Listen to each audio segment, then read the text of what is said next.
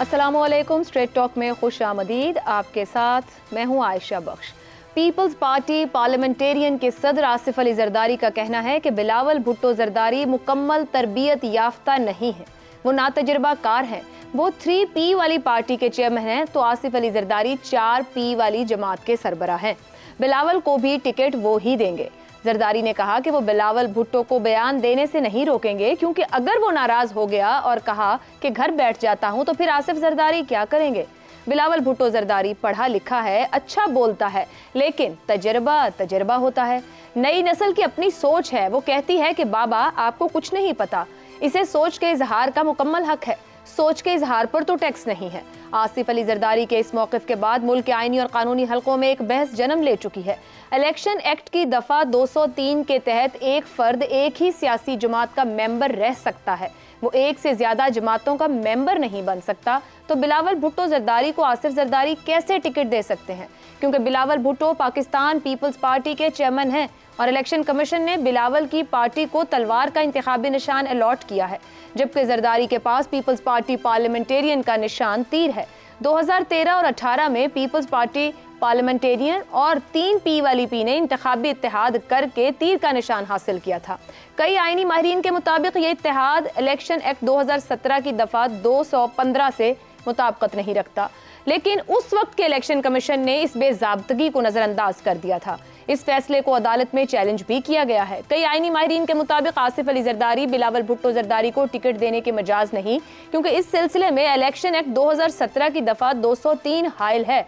जरदारी को election act 215 के तहत PPP और पीपल्स पार्टी पार्लियामेंटेरियन का इंतखाबी अलायंस भी इलेक्शन कमीशन से मंजूर करवाना होगा, और यह भी मुमकिन है कि इस बार इलेक्शन कमीशन से मंजूरी के बाद इस तरह का इत्तेहाद सुप्रीम कोर्ट में चैलेंज कर दिया जाए। ऐसे में बुनियादी सवाल यही है कि 2002 एक फौजी हुक्मरान के इताब से बचने के लिए PPP को PPPP में बदलने का फैसला 21 साल बाद किया। अब पाकिस्तान पीपल्स पार्टी या पाकिस्तान पीपल्स पार्टी पार्लियामेंटेरियंस के लिए सियासी एतबार से कोई बड़ी मुश्किल खड़ी कर सकता है। इसी मामले पर पैनल से गुफ्तगू करेंगे कि 3P से 4P तक का सफर आखिर कौन इस पीपल्स पार्टी का असल वारिस है या उसे लेके चल रहा है, फैसले किसके हाथ में है। पैनल में हमारे साथ हैं हसन निसार, अबसार आलम, शहजाद चौधरी और जैगम खान साहब। आप चारों का बहुत शुक्रिया। प्रोग्राम का पहला सवाल, पाकिस्तान पीपल्स पार्टी और पाकिस्तान पीपल्स पार्टी पार्लियामेंटेरियंस की बहस, क्या आसिफ अली जरदारी ही बिलावल भुट्टो को टिकट देने के मजाज हैं? हसन निसार साहब, ये एक इंटरव्यू में जरदारी साहब ने नया मामला खोल दिया है कि मैं 4P वाली का सरबराह हूँ, सदर हूँ, और वो 3P वाली के चेयरमैन हैं। ये आपस में नहीं तय कर पा रहे तो आवाम के साथ क्या कर रहे हैं? यार मुझे तो हंसी आ रही है आयशा। क्या सवालों या इश्यूज़ का इस मुल्क में कोई कहत पड़ गया है जो आपने ऐसे नॉन क्वेश्चन का इंतखाब किया है? बहरहाल ये अजीब बहस है इस मुल्क में, जब कोई बंदा कानूनी आईनी ये वो का राग छेड़ता है जो मोम की नाक से ज़्यादा कुछ भी नहीं, तो मुझे हंसी आती है। दूसरी तरफ हम लोग भूखे हैं सेंसेशन के, सनसनीखेजी ये वो वगैरह कुछ भी नहीं है न था। मैं इससे पहले अपने प्रोग्राम ब्लैक एंड वाइट में ये बात कर चुका हूँ। It's a non issue absolutely. देखो, जरदारी साहब एक कबायली आदमी है, समझना ये जुमला नहीं है सिर्फ। अच्छा, कबायलियों में बेटा आम बेटों से बहुत मुख्तलिफ होता है, और बेटा भी जब पढ़ा लिखा, मेहनती, मुअद्दब और इकलौता हो, इकलौता पर जोर है मेरा। और ये कौन सा बेटा है जिसके लिए तारीखी टेम्परिंग की गई? बिलावल भुट्टो जरदारी। मुझे ये बताओ, मैंने इस्लामिक हिस्ट्री माड़ी मोटी पढ़ी हुई है, मुझे बताओ कभी कोई इस तरह का। इमाम अबू हनीफा वो बेटी के नाम से। अच्छा, बिल्कुल इसी तरह अबू सुफियान की जो साहबजादी थी हुजूर के अक़द में, उम्मे हबीबा जिन्हें कहते हैं, उनके साबका शौहर से वो बेटी थी। ये भुट्टो जरदारी क्या है? ओ भाई, इकलौता बेटा, दो बहनों का इकलौता भाई, वो तो खुद चलता फिरता टिकट है। बाकी बीच में ये आईनी कानूनी वगैरह की मिलावट ना करो, आप कुछ भी नहीं होना। चलें। मुझे ये बताइएगा, आपकी राय में फैसला साज पाकिस्तान पीपल्स पार्टी के आज भी जरदारी साहब हैं, क्योंकि बिलावल भुट्टो को मजीद सियासी ट्रेनिंग की अभी जरूरत है? 15 साल कम रहे क्या जरदारी साहब के लिए? नहीं Ayesha please please try to understand.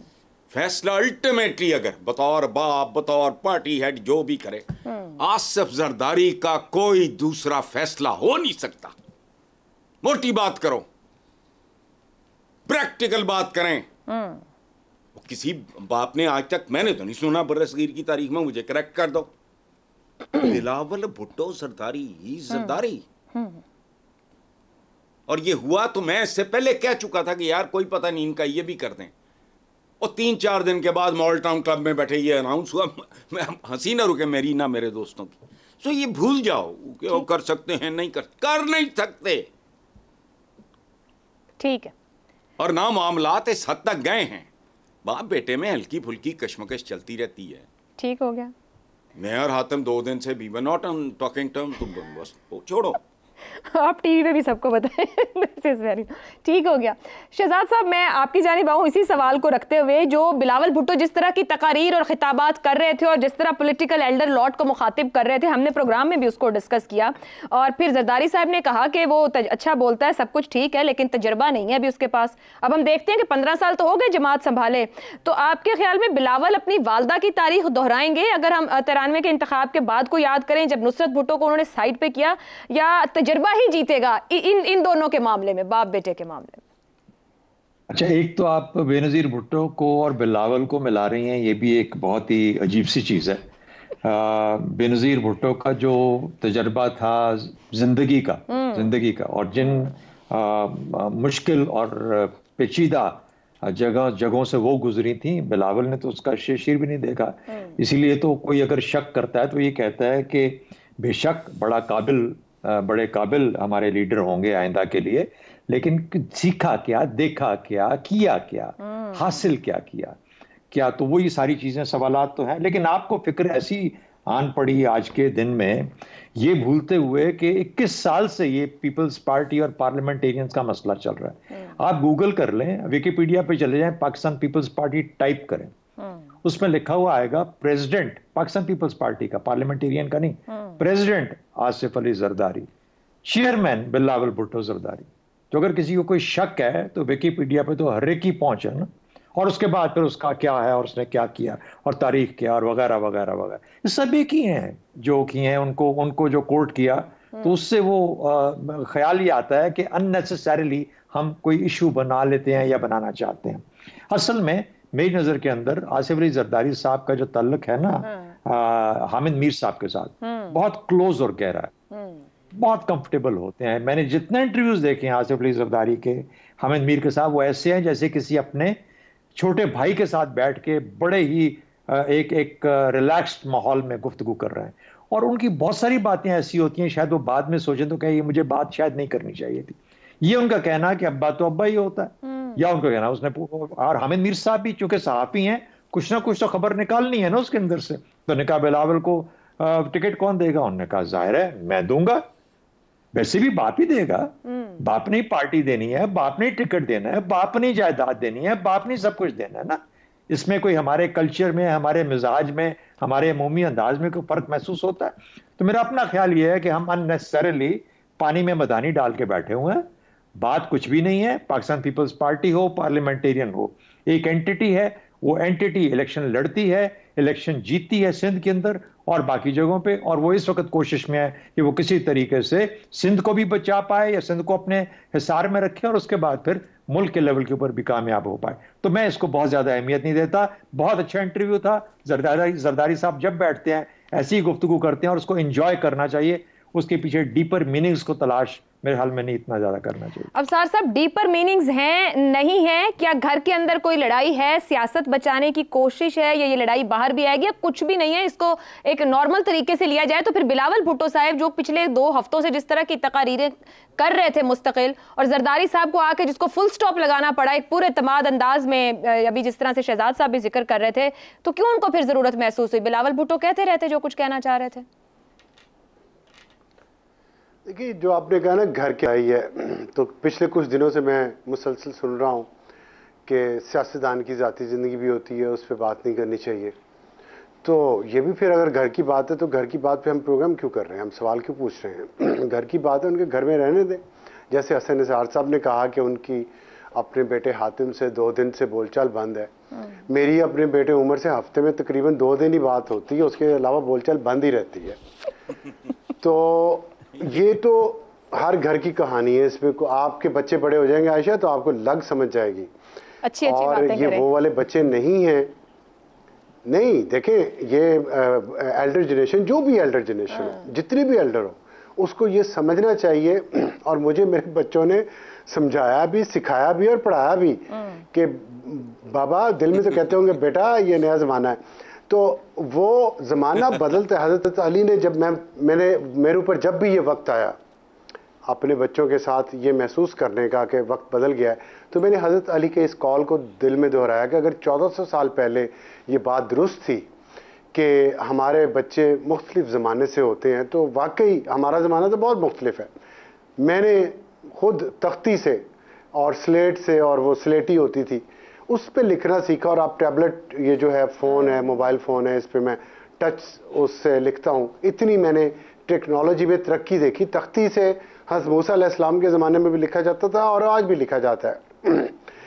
मतलब मैं भी उसमें से हूँ जिसमें लिखा गया। अखबार से काम करना शुरू किया और अब हम डिजिटल मीडिया पे भी हैं, इलेक्ट्रॉनिक मीडिया पे हैं। तो ज़माना हमारे ज़माना तो बहुत तेज़ी से बदला है। तो आसिफ अली जरदारी साहब को भी इसका एहसास है, सबको है और होना भी चाहिए। तो मेरा नहीं ये ख्याल, वाकई ये बात दुरुस्त हो रही है कि ये इतनी बड़ी बात नहीं है और वाकई पानी में मदानी है। इसमें से मक्खन मीडिया वाले निकाल ही लेते हैं और हमने निकाला हुआ है, तो उस पर हम डिस्कस कर रहे हैं। लेकिन बहरहाल ये बात, एक चीज़ बड़ी नस्ल को भी याद रखनी चाहिए। मैं सियासत में मैं ये समझता हूँ कि हमारे यहाँ जो हालात हैं उसमें बिल्कुल सब कुछ फौरी तौर पे सियासत में नई नस्ल को नहीं सौंपा जा सकता। बहरहाल तजर्बे का कोई नेमल बदल नहीं है, लेकिन नए ख्यालात भी एक हकीकत है। मुझे हो सकता है क्लाइमेट चेंज पे या डिजिटल टेक्नोलॉजी में किस चीज़ पे फोकस करना चाहिए हुकूमती पॉलिसियों में, मुझे शायद उतना इदराक या आगाही ना हो जितनी नई जनरेशन को है। तो इसलिए उन पॉलिसी मेकिंग में, पॉलिसी डिस्कशन में उनकी राय लेना और उनकी बात पे अमल करना ये ज़रूरी है। लेकिन अगर आप समझे कि जितने गहरे हमारे मुल्क पे या हमारी सोसाइटी पे या हमारी जो मुख्तलिफ कौमियतों का मजमुआ बन के फेडरेशन बनती है उस पे हैं, उसका इदराक शायद नई नस्ल को ना हो। तो उसके लिए सीनियर जनरेशन का होना। अब सार साहब, कतई कलामी की माजरत, मुझे इजाजत दीजिएगा। खरजार सियासत में जुल्फ़िकार अली भुट्टो ने जो सियासी जमात खड़ी की और जो पहुंची नज़ीर भुट्टो तक एक अवामी जमात कहलाती थी, और फिर ऑनवर्ड्स हमने ये देखा कि जी सियासी तौर पर एक वो वसीयत के जरिए वो जमात बिलावल भुट्टो को दी गई, जी वो चेयरमैन और वो को चेयरमैन जो अवाम के सामने रखा गया। अवामी जमात है और अवाम खुद को कनेक्ट करते हैं उस जमात के साथ और बिलावल भुट्टो का चेहरा देखते हैं। यहाँ पर हम ये कह रहे हैं, या इस सब को एक तरफ रख दिया जाए, दरअसल जरदारी साहब जिस तरह चीजें चला रहे हैं, इसका मतलब ये हुआ कि बिलावल भुट्टो अगर कनेक्ट कर रहे हैं, और अगर हम कल ये खबर देते हैं 2,70,000 नया वोटर ऐड हुआ है, तो हम उस यूथ को वो स्पेस देने को तैयार नहीं, क्योंकि तजर्बा है और 70 साल के तजर्बों के बाद हम जहां खड़े हैं बहुत कामयाब तजर्बे हैं। नहीं, ये बात आपकी ठीक है, लेकिन ये देखिए पुरानी जनरेशन सियासतदानों की और नई जनरेशन सियासतदानों में वही प्रॉब्लम चल रहा है जो पाकिस्तान में सिविल और मिलिट्री ताल्लुकात में है। सिविलियन को स्पेस लेनी है, लेकिन कुछ कारकर्दगी भी दिखानी है, कुछ नए आइडियाज़ भी लाने हैं। मिलिट्री इस्टेब्लिशमेंट को स्पेस देनी है और उन्हें बैकफुट पे जाना है, ये दोनों बातें दुरुस्त है। इसी तरह नई जनरेशन को भी स्पेस लेनी है अपनी, लेकिन वो परफॉर्म भी तो करके दिखाए ना। अब अगर सिंध में बिलावल भुट्टो ये कहते हैं कि मैंने सिंध चलाया है और वो कहते हैं ये बात, तो वहाँ हमें कुछ तब्दीली तो नज़र आती है हेल्थ सेक्टर में, लेकिन उसके साथ साथ जो लीकेज है, जो करप्शन के चार्जेस हैं, जो सिस्टम की बाज़गश्त हम सुनते हैं वो भी है। लेकिन दूसरी तरफ हम जब चाइना देखते हैं, चाइना टेक्नोलॉजिकली वैसे भी वो सुपर पावर है और टेक्नोलॉजी में, साइंस में इस वक्त दुनिया में सबसे आगे है।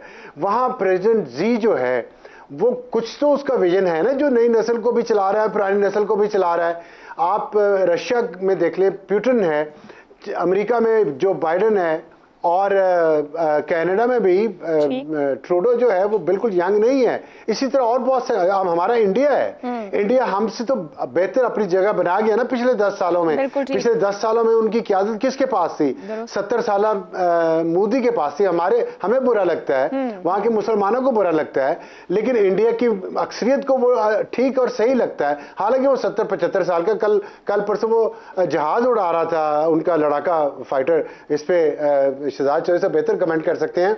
वो कहते हैं दिल का दौरा पड़ सकता है, वो इतनी तेजी से ऊपर जाता है तो, लेकिन वो बच के आ गया नीचे।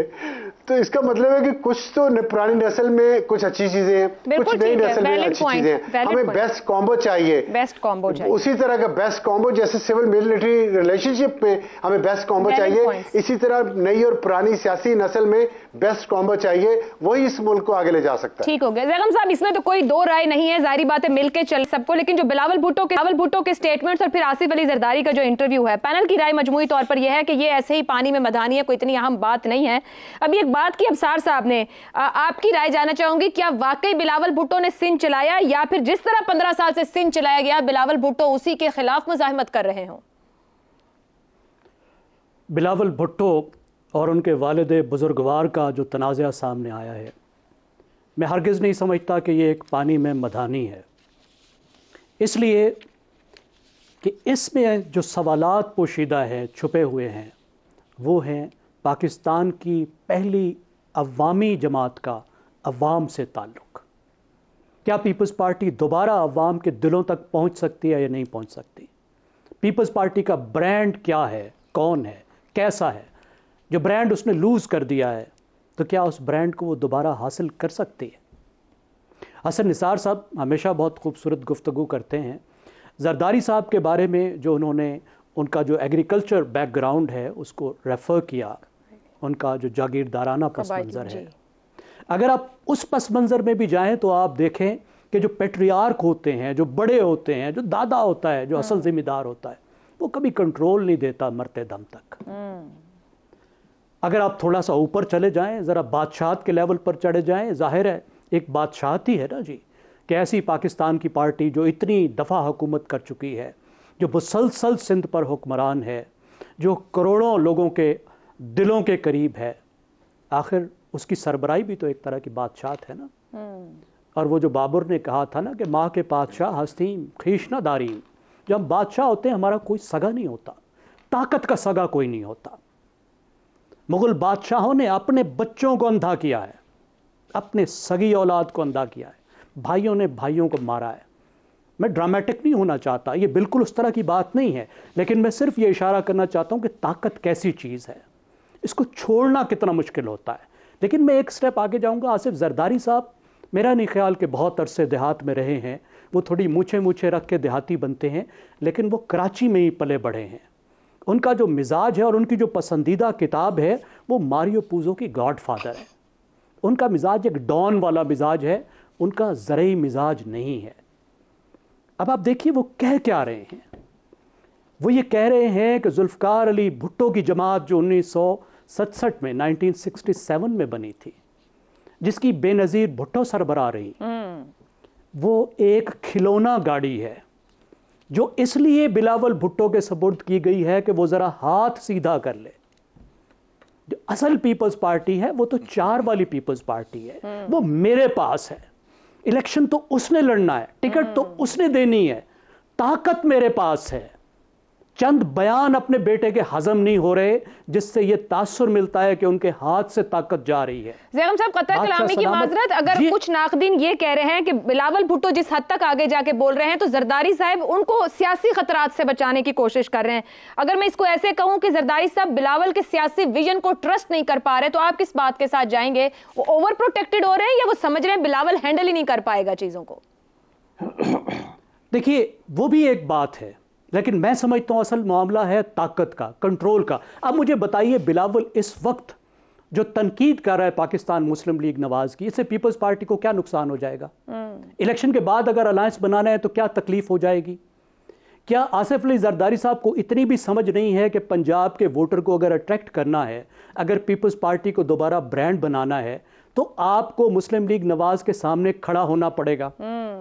ये हमाकत वो 2013 में भी कर चुके हैं। ज़रा उनकी तकरीर याद कीजिए, जब ओथ टेकिंग हो रही थी नवाज शरीफ की, और उन्होंने तकरीर में फरमाया था कि हम आपकी अपोजिशन नहीं करेंगे। तो भैया आप छोले बेचेंगे? आपने नए वजीर आजम और जीतने वाली पार्टी की अपोजिशन करने से इनकार कर दिया, तो किधर गया एंटी नवाज वोट? इमरान खान लेकर चला गया एंटी नवाज वोट। पता नहीं कौन लोग हैं जिनको 3 PhDs देते हैं, जिनको अवाम की सेंटीमेंट का, अवामी जज्बात का, अवाम के दिल तक पहुंचने का जरा भी अंदाजा नहीं है। सिर्फ डील मेकिंग आती है। अगर डील मेकिंग आ गई तो आपने कहा कि मैं बहुत बड़ा बादशाह हो गया हूं। कोई उनको समझाने वाला नहीं है कि पाकिस्तान की तारीख के जो मोस्ट टॉक्सिक ब्रांड्स हैं, जो ब्रांड बेचा ही नहीं जा सकता, आसिफ अली जरदारी एक ऐसा ब्रांड है। मुझे पता नहीं इल्जाम ठीक है या गलत है, फर्ज कर लीजिए कि सब इल्जाम गलत हैं, ब्रांड भी तो कोई चीज होता है ना। बिल्कुल ठीक। बजाय इसके कि वो पीछे हटें और पीपल्स पार्टी को रीब्रांड करने का मौका दें। बिल्कुल दुरुस्त। बिलावल बहरहाल उनसे बहुत बेहतर ब्रांड है, एक एजुकेटेड आदमी है, 35 साल उसकी उम्र है, पाकिस्तान का वजीर खजारजा रह चुका है। बिल्कुल सही। 5 साल बाद वो मिडिल एज आदमी होगा। आप कहते हैं कि वो भी बच्चा है। उन कमेंट भी कर दिया ना उनके मुखालिफिन ने कि अब आप 35 साल के हो गए, आप इतने नौजवान भी। शहजाद साहब कुछ कहना चाह रहे हैं? जी शहजाद साहब। हाँ, अब मैं सिर्फ ऐड के ये करना चाह रहा हूँ कि ये कंफ्यूजन जो क्रिएट हो रही है ना दोनों के अंदर, आप जब इसको देखते हैं, इसका जो लीगल पोजीशन है पाकिस्तान पीपल्स पार्टी पार्लियामेंटेरियंस की, तो ये लिखा हुआ है कि ये इलेक्टोरल आर्म है ऑफ द पाकिस्तान पीपल्स पार्टी, यानी ये वाला हिस्सा इलेक्शन लड़ने वाला हिस्सा है।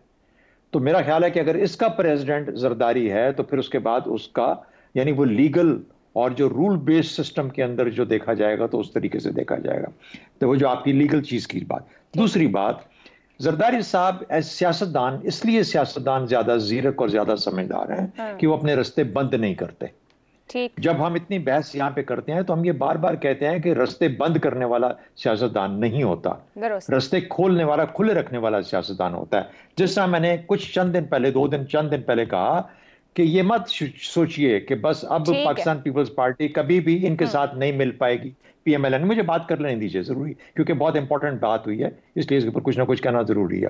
पाकिस्तान पीपल्स पार्टी हिस्सा नहीं बनेगी पोस्ट इलेक्शन गवर्नमेंट का, इसको फिलहाल टोटली डिस्काउंट मत कीजिए। मेरा ख्याल है वो दरवाजा वो खोल के रख रहे हैं। और एक फाइनल बात कह दूं कि जो अमेरिका की एग्जांपल दी अफसार साहब ने कि वहां पे जिस तरीके से लोग आते हैं, हमेशा गवर्नर्स बन के, जो गवर्नर्स होते हैं स्टेट्स के, जिन्होंने गवर्नेंस को देखा होता है, और फिर वो इस काबिल होते हैं कि अमेरिका जैसे मुल्क को लीड कर सकें। ये नहीं होता कि आप वजीर खारजा बने और आपने वो मिनिस्ट्री का काम देखा और वहां से आपने कहा कि शायद मैं वजीर आजम बनने के काबिल हो गया। आपने गवर्नेंस सीखी, पढ़ी। इसलिए मुराद अली शाह बिलावल भुट्टो के बारे में ज्यादा समझदार है गवर्नेंस के। ठीक हो गया जी। पॉइंट्स हमारे सामने आगे। जरदासत के बादशाह कहलाते हैं, लेकिन 15 साल में बेटे को तो ट्रेन नहीं कर सके। अभी जैगम साहब कह रहे हैं डील मेकिंग के बादशाह हो, शायद वहां से नतीजा निकल आता हो। एक ब्रेक लेनी है, ब्रेक से वापस आएंगे तो बात करेंगे साबिक वजीर आजम के बयान पर।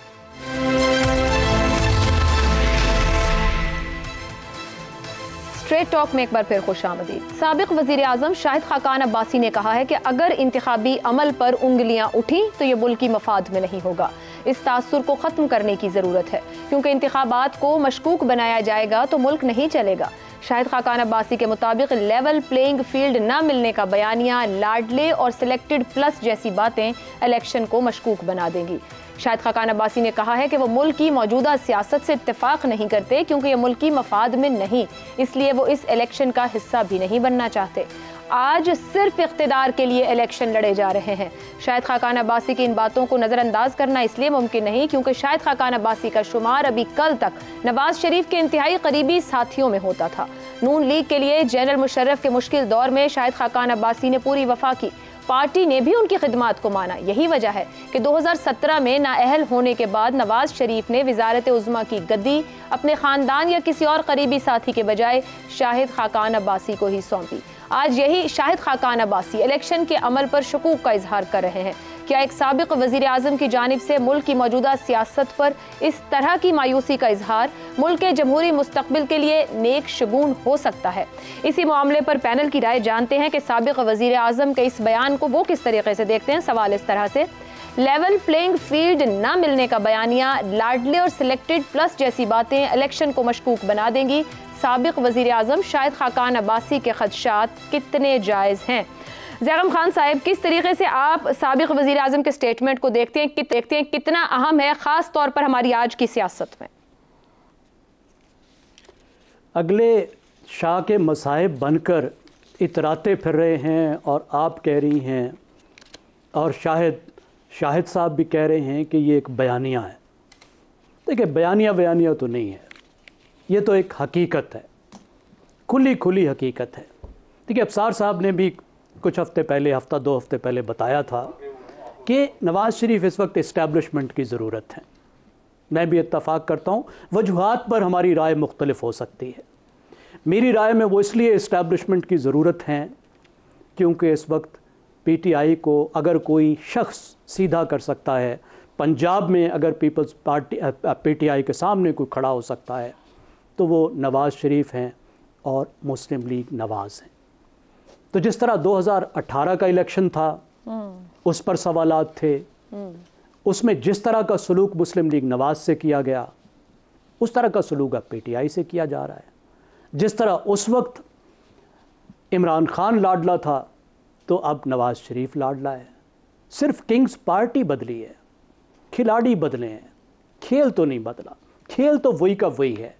लेकिन शाहिद खाकान अब्बासी का ये कहना कि इस बार इलेक्शन इक़्तिदार के लिए लड़े जा रहे हैं, ये तो कोई बात नहीं हुई। सियासी जमातें इलेक्शन इक़्तिदार में आने के लिए लड़ती हैं। सियासी जमातें बनाई इसलिए जाती हैं कि वो इक़्तिदार हासिल करें। सवाल ये होता है कि क्या खेलों के असूल के मुताबिक खेला जा रहा है या नहीं। खेल में ख़राबी नहीं है, रूल्स ऑफ द गेम में ख़राबी है कि क्या रूल्स हमने ठीक बनाए हैं, और अगर रूल्स बनाए हैं तो क्या उसके मुताबिक हम खेल रहे हैं। ठीक, यहाँ पर मसला है कि यहाँ पर या तो रूल्स ऑफ द गेम है नहीं, या कोई रूल्स ऑफ द गेम के मुताबिक खेलने पे तैयार नहीं है। और इलेक्शन में तो बार बार ये होता है, पाकिस्तान में इलेक्शन की साख बन ही नहीं पाती। आप इलेक्शन कमीशन ऑफ पाकिस्तान को देखिए, ज़रा उसका मवाजना भारत के इलेक्शन कमीशन के साथ देखिए, वो अपने पाँव पे खड़ा ही नहीं हो सका, अपनी साख बना ही नहीं सका। ठीक है, या तो जब आमरीयत होती है उसका रगड़ा लगा दिया जाता है, या जब जमहूरियत भी होती है जैसी होती है तो फिर उसके पीछे आला अदलिया पड़ी होती है। दुरुस्त हो गया। तो इलेक्शन तो मशकूक होंगे ही होंगे, और ये सोचने की बात है पाकिस्तान की तमाम पावर एलीट के लिए कि किस तरीके से इलेक्शन की साख बनाई जाए। उसके बगैर हुकूमत की और रियासत की साख नहीं बनाई जा सकती। बिल्कुल दुरुस्त। हसन साहब, साबिक वजीर आजम अब्बासी के खदशात आपकी नज़र में कितने जायज़ हैं? अच्छा आयशा, अगर मुझे आप और इजाज़त तो मैं चंद जुमले एक बहुत ज़रूरी मैं समझता हूँ यूथ के साथ शेयर करूँ, बाकी उनकी अपनी मर्ज़ी। वो ये कि मेरा बाकी टाइम आप काट लेना। अच्छा ये जवानी और तजर्बाकारी का बहुत, ये जरदारी साहब और बिलावल के हवाले से ये बुनियादी तौर पे एक मकाना थीसिस है। याद रखना, तजर्बाकार पाकिस्तान जैसे मुल्कों में जन्म नहीं लेते, चंद घोंडे तजर्बे वो रिपीट करते रहते हैं, वरना पाकिस्तान आज यहाँ ना होता। दूसरी बात, 3-4 शोबे में तेज़ी से गिनवाता हूँ। अलेक्जेंडर, ज़हीरुद्दीन बाबर, आगे पीछे नाम है, चे गवेरा, टीपू सुल्तान, मोहम्मद फ़ातेह, कस्तंतुनिया का तस्वुर ये था कि ये शहर कॉन्कर हो ही नहीं सकता। अच्छा, Napoleon Bonaparte, military genius, defeat वगैरह अपनी। अच्छा, दुनिया के टॉप मोस्ट साइंटिस्ट, सब मैं नाम लूँ लिस्ट बहुत लंबी है, उन्होंने डिलीवरी किया जवानी में। मैं कॉन्करर्स की बात कर रहा हूँ, शायरों अदीबों में शेक्सपियर से लेके कीट्स तक, लॉर्ड बायरन तक, कि क्या उम्रें थी इनकी। अच्छा, सो हम जैसे मुल्कों में ये तजर्बा, और ये इसलिए इसको छोड़ दें, दुनिया की तारीख कुछ और कह रही है। एनीवे, आगे चलते हैं आपका सवाल। तो ये शाहिद खाकान अब्बासी ने जो कहा, ये 100% जायज़ ही नहीं, दुरुस्त भी है। क्यों? वो एक मुहावरा है, ज़बान खल्क़ को नकारा खुदा समझो। अच्छा, इस मिसरे की ज़िंदगी में पहली बार समझ मुझे अब आ रही है। मैंने ज़िंदगी में डीप फ्रीजर में लगा हुआ, साइबेरिया से इंपोर्ट किया हुआ इतना फ्रोजन इलेक्शन और ये एटमॉस्फेयर मैंने नहीं देखा। I am more than 70 now. ठीक है जी। अच्छा, ये जनरल ज़िया के रेफरेंडम को भी जलील कर गया है, जिस पे हबीब आलम ने लिखा था, हर सूहू का आलम था, सही जिन था यार रेफरेंडम था। और यहाँ तो नवाज शरीफ जो बिहेव कर रहा है वजीर आजम की तरह, उसकी जरूरत नहीं है ठीक है कि कॉर्नर मीटिंग कर सके। चलें जी, so it is not an election. कह रहे हैं दुरुस्त और ठीक हैं जो खदशात हैं साबिक। ब्रेक लेते हैं, ब्रेक से वापस आएंगे तो शहजाद साहब और अबसार साहब की राय आपके सामने रहेगी।